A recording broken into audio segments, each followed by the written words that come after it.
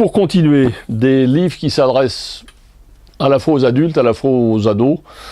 C'est un style qui vient d'être réédité chez Brajlon, qui s'appelle le steampunk. Le steampunk, c'est quoi comme genre? C'est un genre de littérature qui a été créé il y a une vingtaine d'années, par Michael Moorcock notamment, plus d'autres, et qui est en fait des livres qui sont censés se passer au 19e siècle, soit en France, soit en Angleterre, avec notamment des livres un peu uchroniques, comme on dit, c'est-à-dire avec du futur qui va changer. C'est un peu compliqué à expliquer, mais en fait, c'est celui-là, il se passe en France, Confession d'un automate mangeur d'opium, qui est un bouquin qui était paru il y a quelques années de Fabrice Collin, qui était un des grands auteurs de la littérature un peu fantastique, et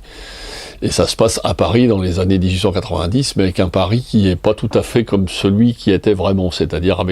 c'est toujours un peu, c'est pour ça qu'il y a des machines et des rouages sur la couverture, parce que il y a toujours des histoires de machines, de montgolfières, de choses, c'est-à-dire c'est un monde mécanique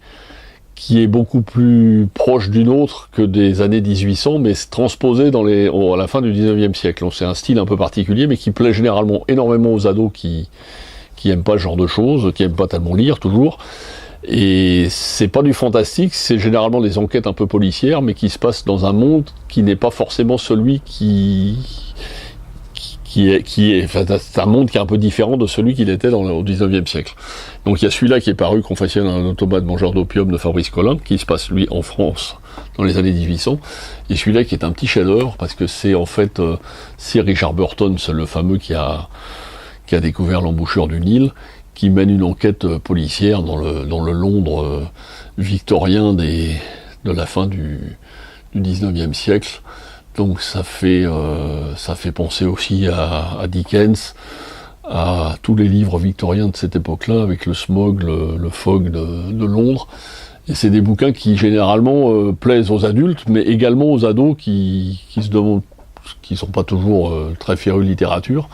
Et c'est un genre littéraire qui ressort et qui est vraiment très intéressant, parce que ça allie à la fois le fantastique un petit peu,